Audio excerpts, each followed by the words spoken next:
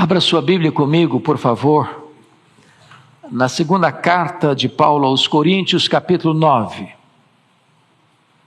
Segunda carta de Paulo aos Coríntios, capítulo 9.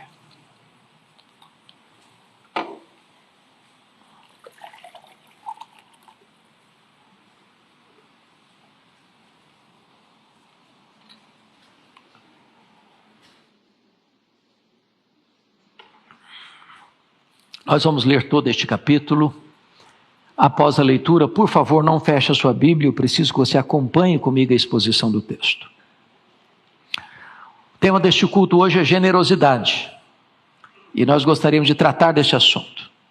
Então, está escrito assim: ora, quanto à assistência a favor dos santos, é desnecessário escrever-vos, porque bem reconheço a vossa presteza, da qual me glorio junto aos macedônios, dizendo que a Acaia está preparada desde o ano passado, e o vosso zelo tem estimulado a muitíssimos. Contudo, enviei os irmãos para que o nosso louvor a vosso respeito, neste particular, não se desminta, a fim de que, como venho dizendo, estivesseis preparados, para que, caso alguns macedônios forem comigo e vos encontrem despercebidos, não fiquemos nós envergonhados, para não dizer vós quanto a esta confiança. Portanto, julguei conveniente recomendar aos irmãos que me precedessem entre vós e preparassem de antemão a vossa dádiva já anunciada, para que esteja pronta como expressão de generosidade e não de avareza. Isto afirmo: aquele que semeia pouco, pouco também ceifará, e o que semeia com fartura, com abundância também ceifará. Cada um contribua segundo tiver proposto no coração, não com tristeza ou por necessidade, porque Deus ama a quem dá com alegria. Deus pode fazer-vos abundar em toda a graça, a fim de que, tendo sempre em tudo ampla suficiência, superabundeis em toda boa obra, como está escrito: distribuiu, deu aos pobres, e a sua justiça permanece para sempre.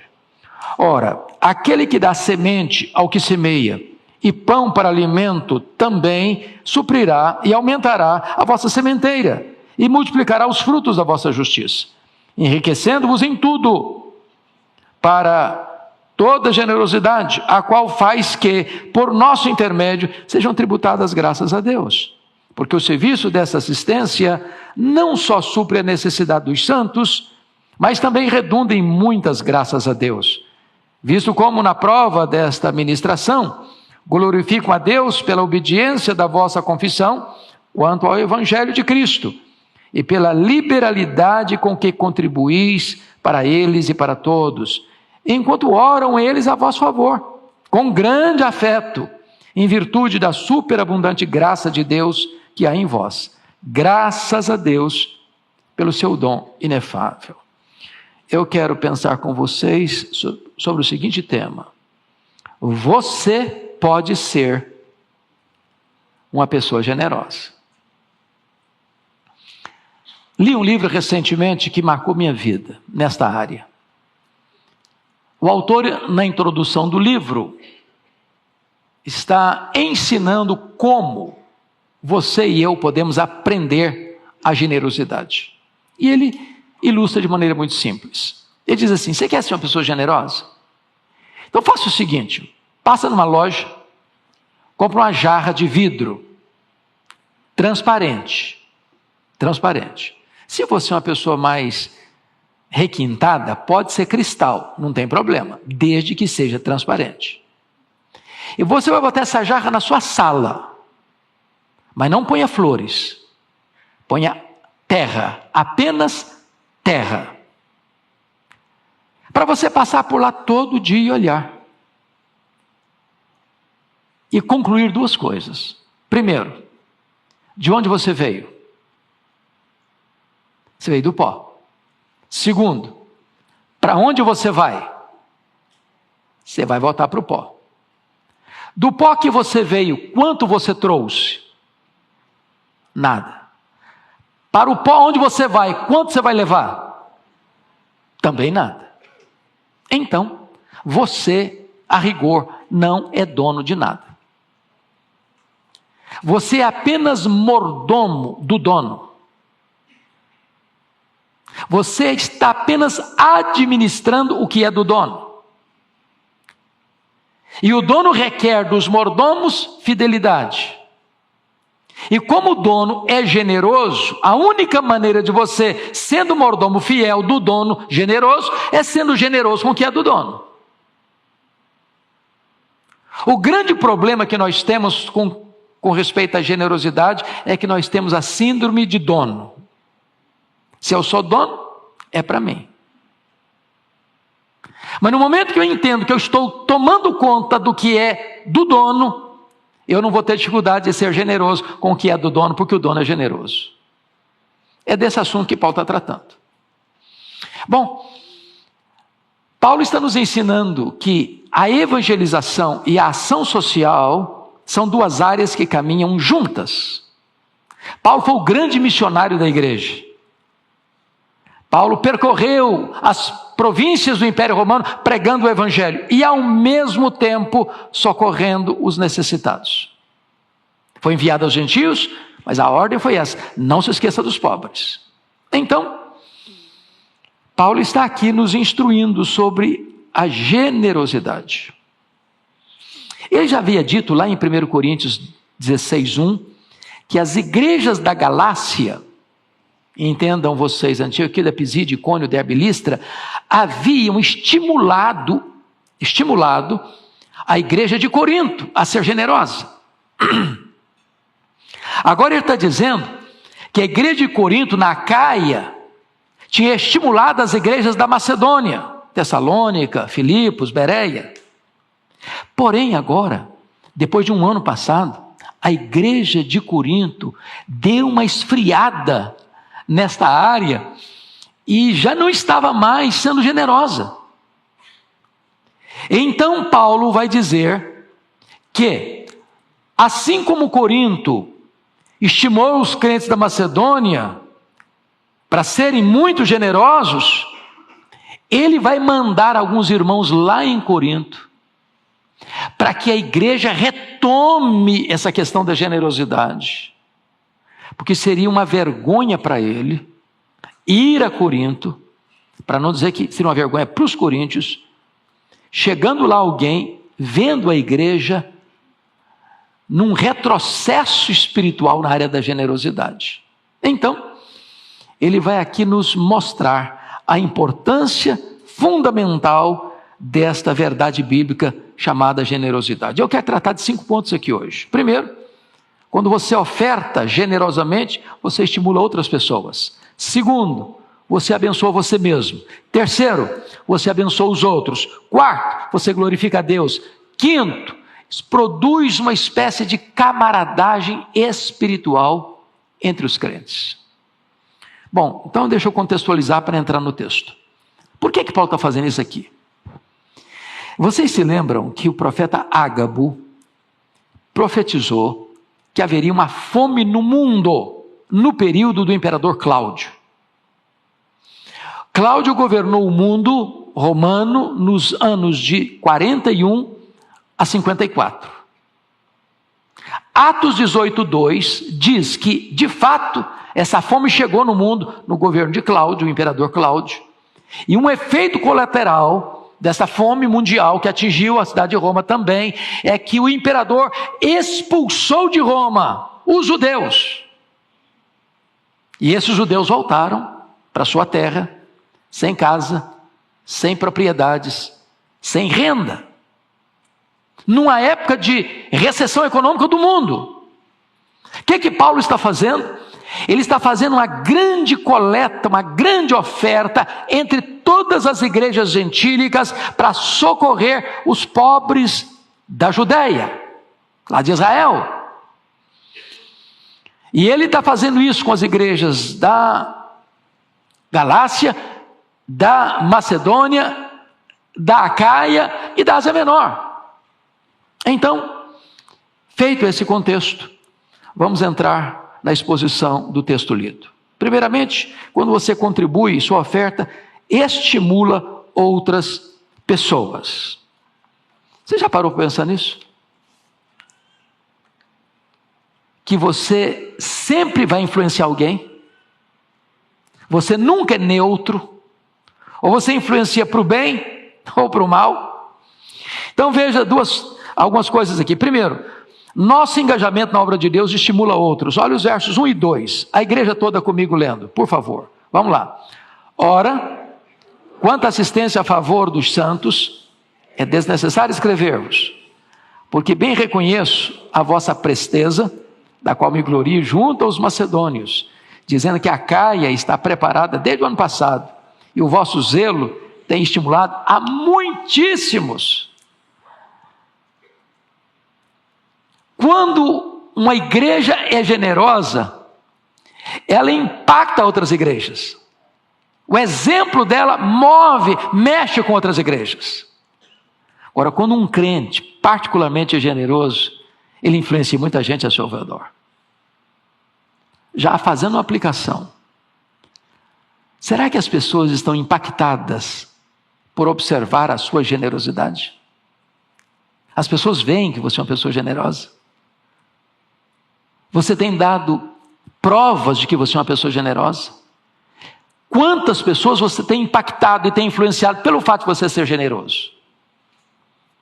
Segundo, disposição e ação precisam caminhar juntos, porque agora vamos ver o versículo 3 e 4, o que aconteceu. Leia comigo.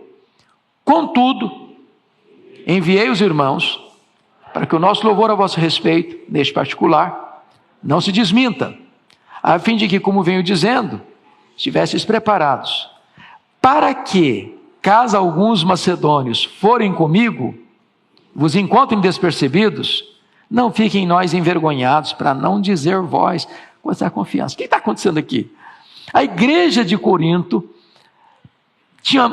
teve aquele entusiasmo no começo. Vamos ajudar, vamos arregaçar as mangas, vamos trabalhar, nós queremos ajudar. Daqui a pouquinho o tempo foi passando, eles deram uma esfriada. A igreja da Macedônia foi fortemente influenciada, está mantendo esse fogo aceso ainda, da generosidade, mas a igreja de Corinto não. Sabe o que significa isso? No reino de Deus não basta intenção, é preciso ação. Eu tinha tanta vontade. Vontade não resolve, é preciso ação.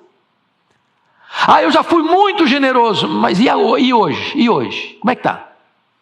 Já ajudei muita gente. E agora? O que você está fazendo? Por exemplo, ilustrando de forma muito simples. Imagine você chegar no caixa do supermercado, fazer uma compra daquela para o mês inteiro. Na hora de pagar, você diz assim para o caixa do supermercado: olha, eu tinha muita intenção de pagar essa conta aqui hoje, eu até tinha muita vontade, mas na verdade eu peguei esse dinheiro que eu ia pagar aqui o caixa e fiz outra coisa. Você leva a compra para casa? Boa intenção não paga conta. Boa intenção não ajuda ninguém. Boa intenção não resolve o problema de ninguém. Era isso que estava acontecendo na igreja de Corinto. Terceiro, a contribuição precisa ser metódica. Veja, por favor, versículo 5. A igreja comigo, verso 5.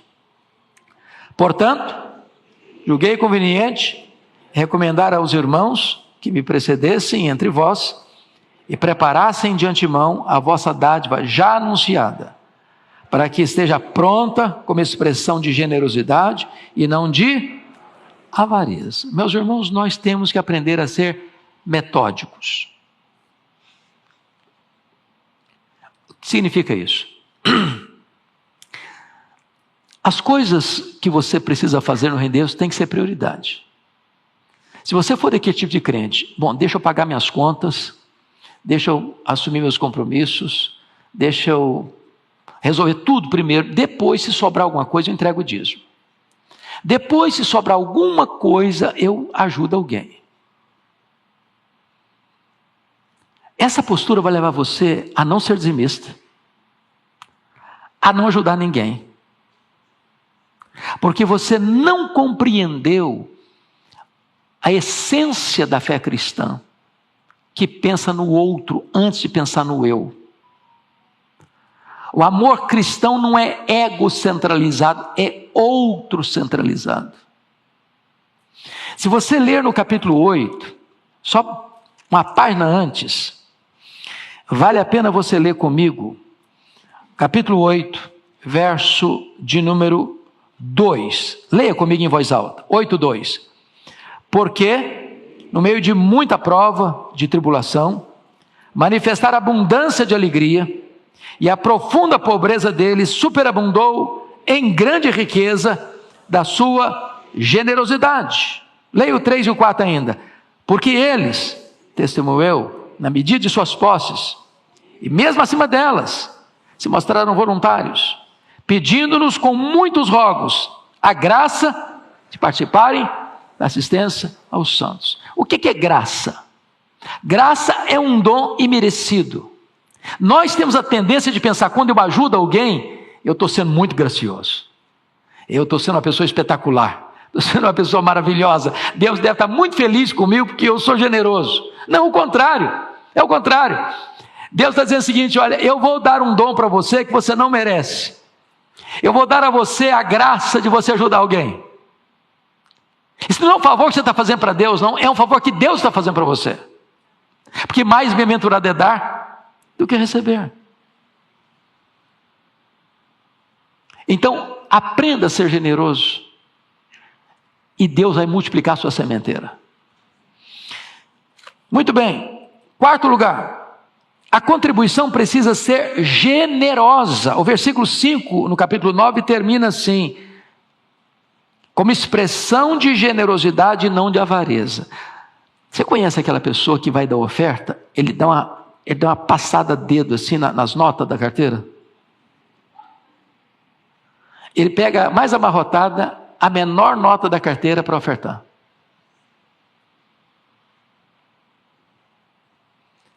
Vão trazer 1 quilo de mantimento para a entrada. O cara traz sal. É capaz de trazer um sal de qualidade ruim ainda. Farinha. Meus amados, é generosidade, não é avareza não. O que foi lido aqui hoje? A alma generosa prosperará. Mas quem retém mais do que justo é pura perda. Vai vazar entre os dedos. Vai vazar entre os dedos. Pois bem, me permita dizer a vocês que a palavra avareza, a palavra grega pleonexia, é exatamente o contrário, o oposto de generosidade. Isso me leva a entender aquela parábola chamada do samaritano, que há 3 filosofias de vida, só há 3 filosofias de vida. A primeira filosofia de vida é a filosofia do assaltante, o cara que roubou o cara no meio do caminho, tomou o que era dele, feriu a vida dele, deixou ele sangrando perto da estrada. Essa é a filosofia da avareza. O que é meu, e o que é seu deve ser meu também. Depois tem uma segunda filosofia de vida, é a do sacerdote e do levita. Eles olharam o camarada cair na beira do caminho, sangrando, passaram, vazaram. Não ficaram por perto, não ajudaram, não fizeram nada. É a filosofia da indiferença. O que é meu, o que é seu, cada um por si e Deus por todos. Cada um se vira, cada um tem que pagar suas contas. Eu não tenho nada a ver com a sua vida. Você está apertado? Se vira. Esse é o sacerdote, esse é o levita. E existe a terceira filosofia de vida, que é a generosidade. É a do samaritano, que para, que pensa as feridas, que bota o camarada no manual, que leva para a hospedaria, que paga a conta e diz: olha, se gastar mais eu volto e pago. Qual a filosofia dele? O que é seu, mas o que é meu pode ser seu também. Isso é o quê? Generosidade. Vamos ao segundo ponto da mensagem. Quando você contribui, sua oferta abençoa você mesmo. A você mesmo. Então, eu queria pensar aqui algumas coisas. Primeiro, o princípio da proporção. Leia em voz alta o verso 6 comigo. Vamos juntos? E isto afirmo: aquele que semeia pouco, pouco também ceifará. O que semeia com fartura, com abundância também ceifará.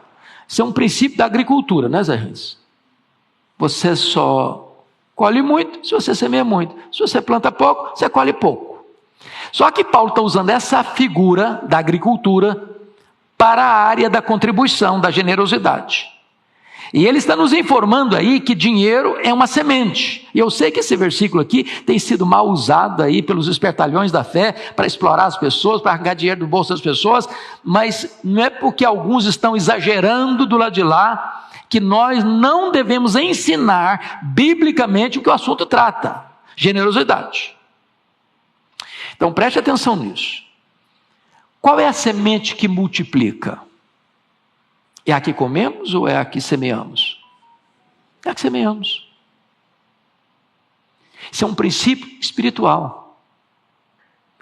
Ô, gente, eu poderia citar aqui dezenas de exemplos de pessoas que prosperaram, não só financeiramente, espiritualmente, em todas as áreas, porque foram generosos. Porque o princípio é de proporção. Se você semeia pouco, você colhe pouco. Se você semeia muito, você colhe muito. Porque é Deus quem dá vida para a semente. É Deus quem faz isso multiplicar. A quem dá liberalmente, diz a Bíblia, ainda se lhe acrescenta mais e mais. Mas ao que retém mais do que é justo é pura perda. Jesus disse: dá e dar-se-vos-á. Boa medida, recalcada, sacudida, transbordante, generosamente vos darão. A Bíblia diz que o generoso é abençoado. O que dá pão ao pobre nunca terá falta, diz a Escritura. E quando você dá ao pobre, você empresta a Deus, que não fica devendo nada para ninguém.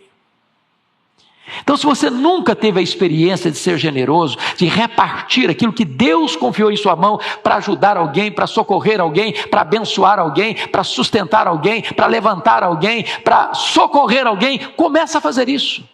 Começa a fazer isso. Sabe o que está escrito lá em Efésios 6:8? E o assunto não é nem o tema aqui hoje, mas ele está dentro do assunto até de batalha espiritual. Vai começar a batalha espiritual. Ele diz o seguinte: certos de que cada um, se fizer alguma coisa boa, receberá isso outra vez. De quem? Do Senhor. Então você fez uma coisa boa para alguém, não é o alguém que vai pagar, não é alguém que vai recompensar, é Deus que vai recompensar. É Deus que vai recompensar. Então agora vem o segundo ponto, que é o princípio da motivação. Não é da proporção mais, é da motivação. Versículo 7, leia comigo, por favor. 9:7, toda a igreja. Cada um contribua, segundo tiver proposto no coração, não com tristeza ou por necessidade, porque Deus ama quem dá com alegria. Então, nota de rodapé, Paulo não está falando de dízimo aqui, tá? Dízimo é cada um contribua segundo o que tiver proposto no coração, não. Dízimo, qualquer língua que você for, é 10%. Não é 9,5%, não é 8%, não é 7%. Há poucos dias eu passei numa igreja, nós estamos dando desconto no dízimo. Internacional o negócio. Não, dízimo não tem esse negócio de desconto não, porque você não está entregando para a igreja, você está entregando para Deus. Então Deus conhece conta, Deus sabe matemática. Deus estudou na escola de economia. Sabe quanto você ganha, sabe o seu contra-cheque. Agora, o problema aqui, o assunto é que Paulo está levantando uma oferta especial para os pobres da Judéia. E aí ele está dizendo o seguinte, cada um, ou seja, não tem ninguém rico demais, não tem ninguém pobre demais, todo mundo pode participar. É por isso que Jesus enalteceu aquela viúva que deu duas moedinhas, que não dava para comprar um pão de sal, mas ele enalteceu. Deus não está preocupado com valor, Deus está preocupado com fidelidade, com generosidade. Então cada um contribua segundo tiver proposto no coração. Você propôs no coração. Ah, pastor, eu propus, não dá nada. Está resolvido o assunto. Propus no coração, não dá nada, pronto. Isso é um avarento.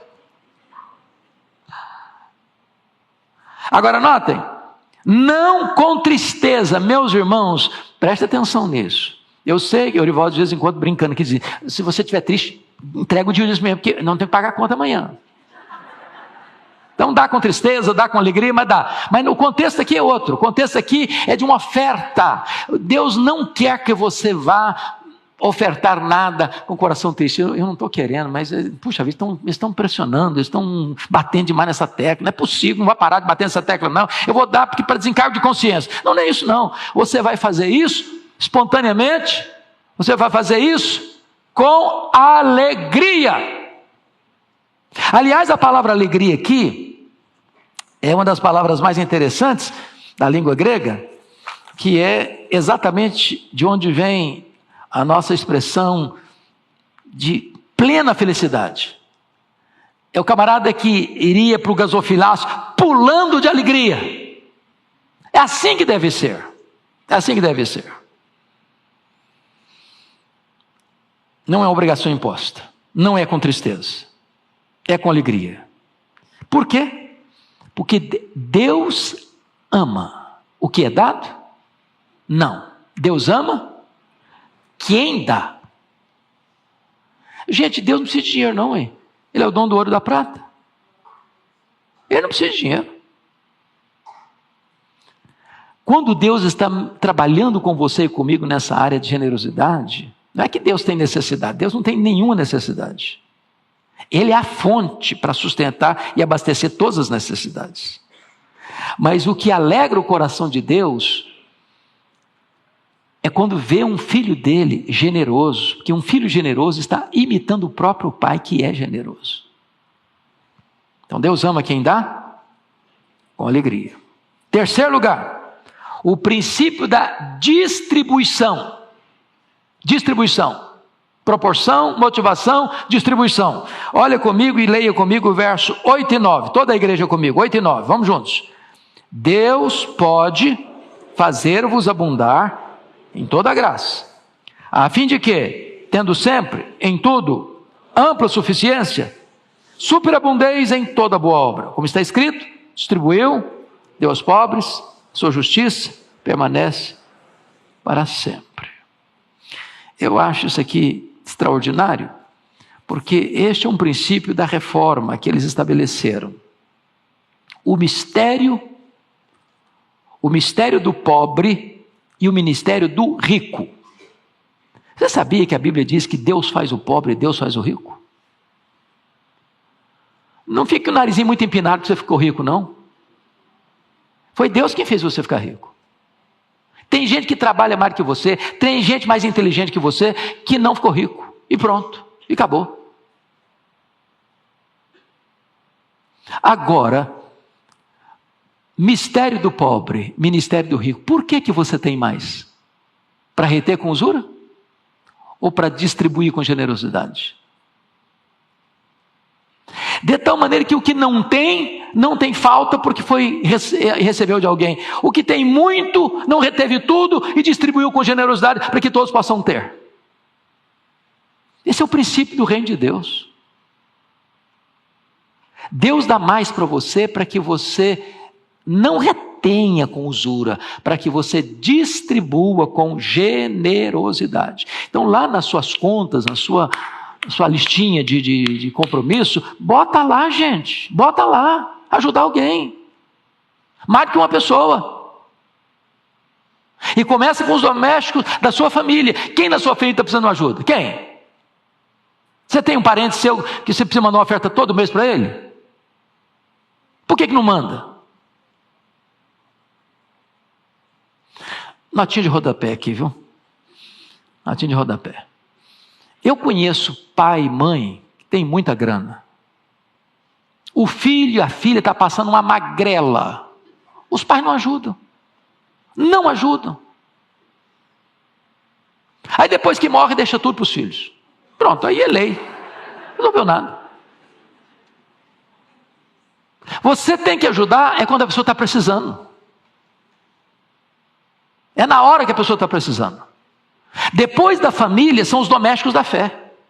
Veja se alguém na igreja não está precisando de um socorro.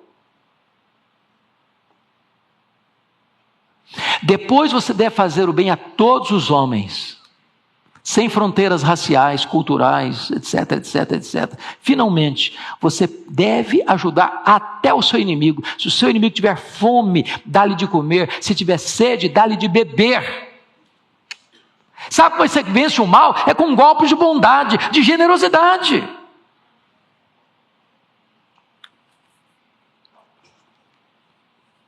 Quarto lugar, o princípio da provisão, versículo 10 e 11. Leia comigo em voz alta, por favor, 10 e 11.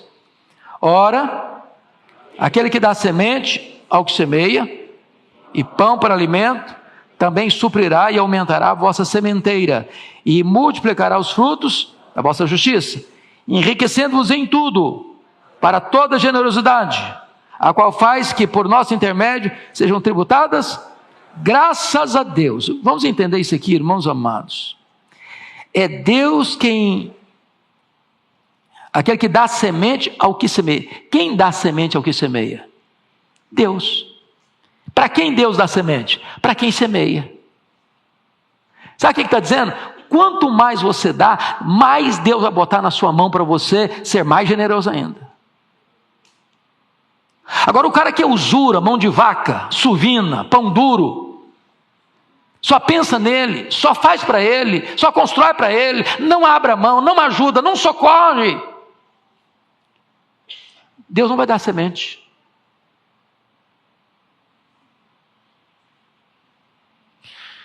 Mas notem, Deus não apenas dá semente, Deus dá pão para alimento também.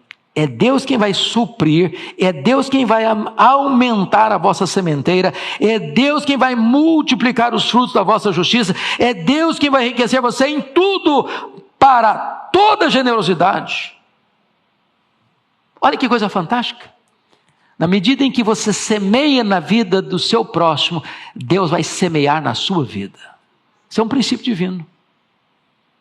Vamos ao terceiro princípio, terceira lição do texto. Quando você contribui, sua oferta abençoa a outras pessoas. Versículo 12. Toda a igreja comigo, por favor.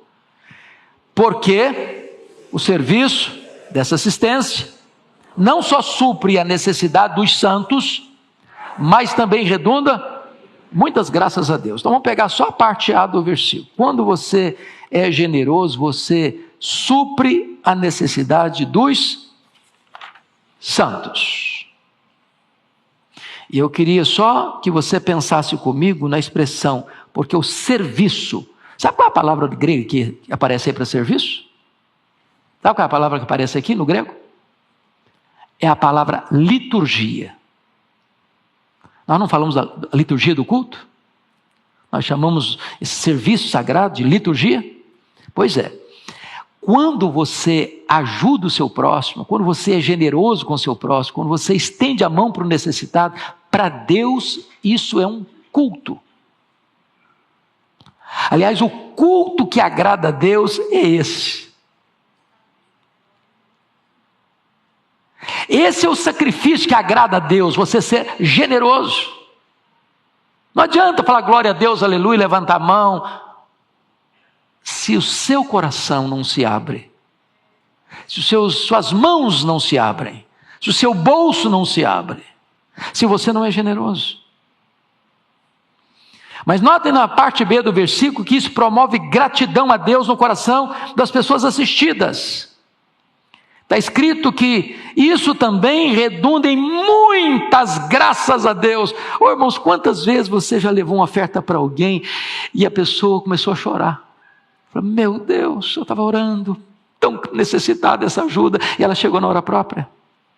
Você vai levar uma cesta básica na casa de alguém, e a pessoa começa a chorar, dizer, eu estava orando por isso, a minha despensa está vazia. Não é isso que Jesus ensinou no Sermão do Monte? Para que vejam as vossas boas obras e glorifique a vosso Pai que está nos céus. Meus irmãos, a generosidade move a terra e os céus, toca o coração dos homens e o coração de Deus. Generosidade. Quarta lição.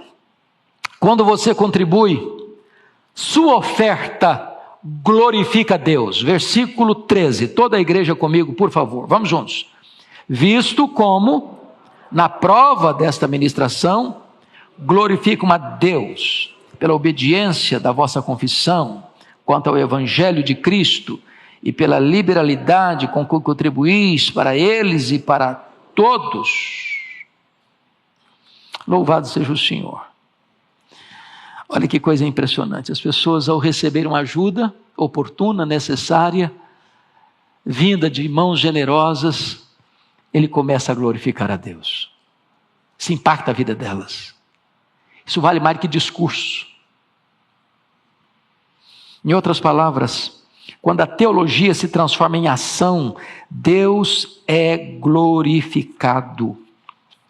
Não basta apenas sã doutrina, boa teologia.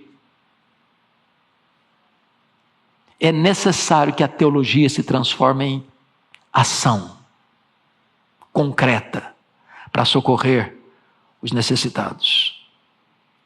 Quando o amor deixa apenas de ser palavras para ser atos de bondade, isso traz glória ao nome de Deus.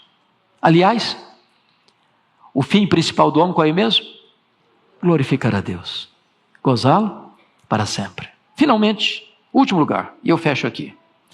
Quando você contribui, sua oferta produz camaradagem espiritual entre os irmãos. Versículo 14, toda a igreja comigo. Enquanto oram eles a vosso favor, com grande afeto, em virtude da superabundante graça de Deus que é em vós. Quando você ajuda alguém, você encontra nesse alguém o quê? Um intercessor. Um intercessor. E ele vai orar por você. Ele vai orar por você com gratidão, vai orar por você com alegria. Vai criar um vínculo espiritual. Você vai ser canal da bênção de Deus, rogada a Deus por essa pessoa que foi socorrida. Isso vai gerar uma estreita conexão espiritual entre quem ajuda e quem é ajudado. Notem comigo que Paulo fez isso com um propósito. Nós estamos falando que quem está recebendo essa ajuda é a igreja judaica. Quem está ajudando é a igreja gentílica. Paulo quer muito mais do que apenas socorrer financeiramente os pobres, ele quer também costurar comunhão, congraçamento, amizade, afeto, oração, intercessão uns pelos outros.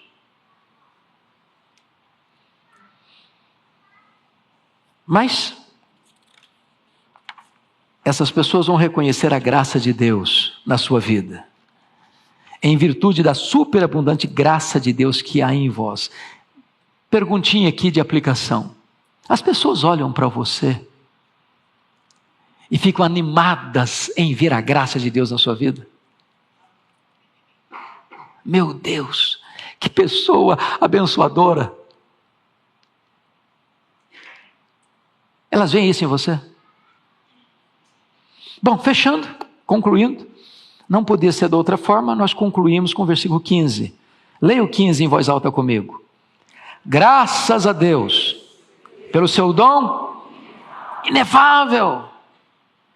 Ele está encorajando igrejas com exemplo de outras igrejas, mas agora diz, olha, para um pouquinho, para tudo. Porque eu vou dar o exemplo maior de generosidade. E ninguém consegue transcender em generosidade, que é Deus. É a graça inefável. E qual é o dom inefável de Deus para você? Jesus Cristo, seu único filho. Ele deu o seu único filho para morrer por você. E ele usa uma palavra, pastor Samuel, que não tem em nenhum outro lugar da Bíblia. Essa palavra inefável. Inefável significa indizível. Não dá para expressar em palavras. É tão belo, é tão grande, é tão majestoso, é tão sublime, é tão glorioso, que eu não encontro palavra no vocabulário para descrever esse gesto de Deus, esta ação da generosidade de Deus, de mandar o seu filho, seu único filho, para morrer em nosso lugar, pelos nossos pecados, para nos dar a vida eterna. Então, se você quer aprender sobre generosidade, olha para Deus. Ele é o maior exemplo, o clássico exemplo, o insuperável exemplo de generosidade.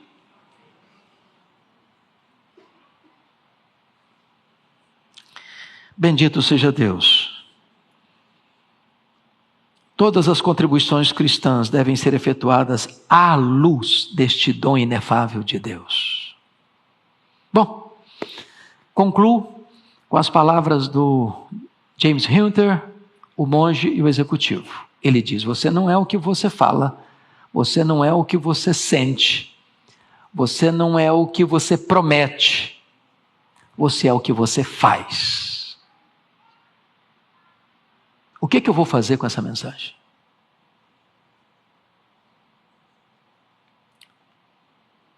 Eu queria recomendar a você, nesta noite, fazer uma lista de pessoas da sua família, da sua igreja, ou de uma igreja irmã, ou de uma pessoa que alguém lhe informou que está precisando de ajuda, de socorro.